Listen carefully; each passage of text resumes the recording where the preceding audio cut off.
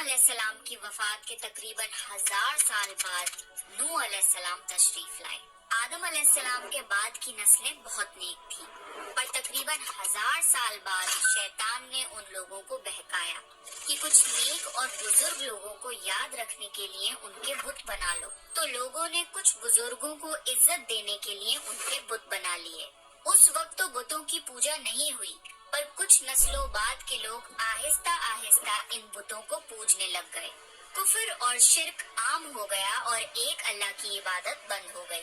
تب اللہ نے دنیا میں نوح علیہ السلام کو بھیجا۔ اس وقت انسانوں کی عمریں زیادہ ہوتی تھی اور نوح علیہ السلام کی عمر تقریباً 950 سال تھی۔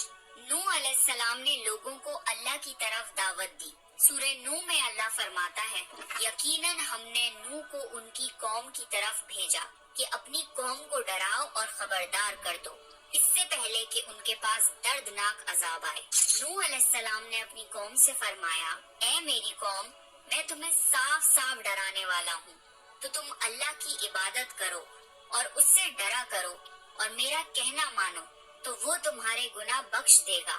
نوح علیہ السلام تبلیغ کے سلسلے میں بہت محنت کرتے تھے، دن رات لوگوں کے گھروں اور اجتماعات میں جا کر انہیں دعوت دیتے تھے۔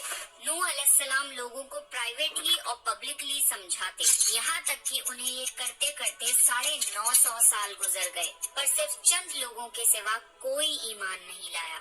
نوح علیہ السلام کی قوم ان کا مذاق بناتی تھی اور کہتی تھی کہ اگر تم سچے ہو تو جس عذاب کا تم ہم سے وعدہ کرتے ہو اس کو لے آؤ۔ نوح علیہ السلام کی قوم سال در سال برائی میں آگے بڑھتی گئی اور نوح علیہ السلام کو پریشان کرتی رہی اور کوئی ایمان نہ لایا، صرف کچھ لوگوں کو چھوڑ کر۔ پھر اللہ نے نوح علیہ السلام کی طرف وحی کی اور فرمایا، آپ کی قوم میں سے جو ایمان لا چکا ہے ان کے سوا اب کوئی ایمان نہیں لائے گا، بس آپ ان کے کاموں پر غمگین نہ ہوں۔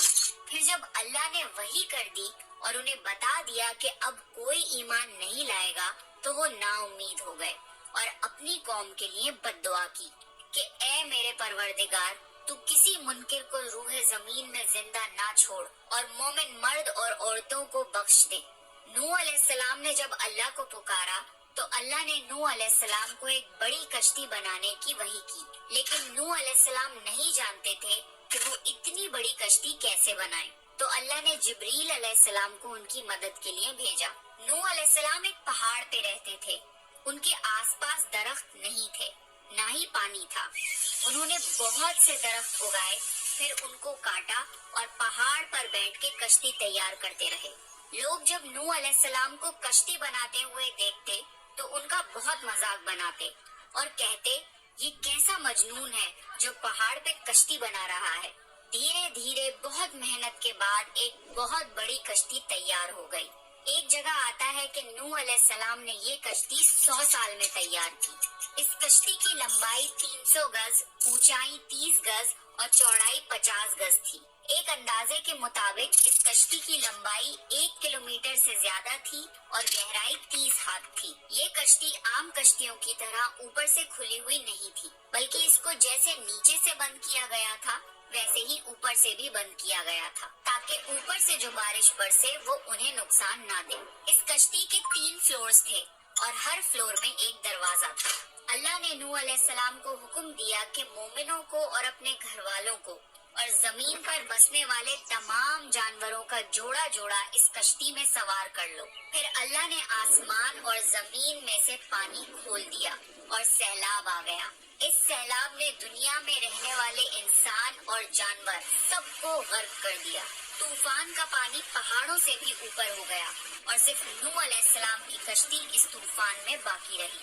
صرف وہی لوگ اور جانور بچے تھے جو کشتی پر سوار تھے۔ اتنے بڑے نبی ہونے کے باوجود نوح علیہ السلام کا بیٹا کشتی پر نہ آیا۔ نوح علیہ السلام نے اسے پکارا کہ میرے بیٹے اس کشتی میں آ جا اور کافروں کا ساتھی نہ بن، لیکن اس نے کہا کہ میں کسی پہاڑ کی چوٹی پر پناہ لے لوں گا جو مجھے اس پانی سے بچائے گی۔ نوح علیہ السلام نے فرمایا کہ آج اللہ کے حکم سے کچھ بچنے والا نہیں مگر وہ ہی جس پہ اللہ رحم کرے۔ باپ اور بیٹے کے درمیان یہ گفتگو جاری تھی کہ ایک طوفانی موج نے ان کے بیٹے کو غرق کر دیا۔ جب نوح علیہ السلام کے سامنے ان کا بیٹا غرق ہو گیا تو ان کی آنکھوں میں آنسو آ گئے اور وہ پکار اٹھے، اور تو نے مجھ سے وعدہ کیا تھا کہ میرے گھر والوں کو نجات عطا فرمائے گا، اور تو تمام حاکموں میں سے بہتر حاکم ہے، لہٰذا یہ ناممکن ہے کہ تیرا وعدہ پورا نہ ہو۔ اللہ نے فرمایا، اے نوح، وہ تیرے اہل سے نہیں تھا کیونکہ وہ کافر تھا۔ کفر نسب کو ختم کر دیتا ہے۔ اللہ نے نوح علیہ السلام سے فرمایا کہ آپ ہرگز وہ چیز نہ مانگیں جس کا آپ کو علم نہیں۔ نوح علیہ السلام یہ بات سمجھ گئے اور فوراً اللہ سے توبہ کی۔ فرمایا، اے میرے پروردگار، میں تیری ہی پناہ چاہتا ہوں اس بات سے کہ تجھ سے وہ مانگوں جس کا مجھے علم نہیں۔ اگر تو مجھے نہ بخشے گا اور مجھ پر رحم نہ کرے گا تو میں خرابی والوں میں ہو جاؤں گا۔ کشتی نوح علیہ السلام اور ان کے ساتھیوں اور سارے جانوروں کی نسل کو لیے پانی کی تیز لہروں پر بلندی سے چل رہی تھی، مگر زمین پر موجود ہر چیز، انسان، جانور، پرندے غرق ہو چکے تھے۔ ان میں سے کوئی باقی نہیں بچا تھا، اگر کوئی بچا تھا تو وہ تھے کشتی والے۔ نوح علیہ السلام اور ان کے ساتھی 6 مہینے تک اس کشتی میں رہے۔ آخر اللہ کے حکم سے طوفان رک گیا۔ اللہ نے زمین کو حکم دیا کہ وہ پانی نگل جائے۔ زمین نے سارا پانی نگل لیا اور زمین خشک ہو گئی اور کشتی پہاڑ پر جا کر ٹھہر گئی۔ اب انہیں حکم ہوا کہ سلامتی کے ساتھ کشتی سے اتر آئیے، آپ سب پر برکت نازل ہوگی اور ان نسلوں پر بھی جو آپ سے پیدا ہوں گی۔ پھر صرف نوح علیہ السلام سے آگے کی نسل شروع ہوئی اور زمین میں ان کی اولاد کے علاوہ کسی اور کی نسل باقی نہ رہی۔ سارے جانوروں کی نسلیں بھی یہیں سے پھر سے پیدا ہوئی۔ نوح علیہ السلام کے 3 بیٹے تھے، سام، حام اور یافز، جن سے دنیا کی نسل آگے بڑھی۔ سام کی اولاد گندمی رنگ کی تھی۔ عرب ممالک سیریا، فلسطین اور اسرائیل کے لوگ سام کی اولاد ہیں۔ حام کی اولاد کالی رنگت کی تھی۔ افریقہ، ایبوریجنل آسٹریلیا، انڈیا، ایجپٹ اور سوڈان کے لوگ حام کی اولاد ہیں۔ گوری رنگت کے لوگ یافز کی اولاد ہیں۔ چائنا، جاپان، کوریا اور یورپ کے لوگ یافز کی نسل ہیں۔ نوح علیہ السلام کا چوتھا بیٹا جو ایمان نہ لانے کی وجہ سے برباد کر دیا گیا تھا، اس کا نام کنان تھا، اور اس سے کوئی نسل آگے نہیں بڑھی۔ قرآن میں اللہ نے فرمایا، اور ہمیں نوح نے پکارا تو دیکھ لو کہ ہم کیسی اچھی دعا قبول کرنے والے ہیں۔ ہم نے اسے اور اس کے فرما برداروں کو اس زبردست مصیبت سے بچا لیا اور اس کی اولاد ہم نے باقی رہنے والی بنا دی۔ طوفان کے بعد نوح علیہ السلام 350 سال زندہ رہے، پھر نوح علیہ السلام فوت ہو گئے۔ نوح علیہ السلام کی کشتی آج بھی موجود ہے۔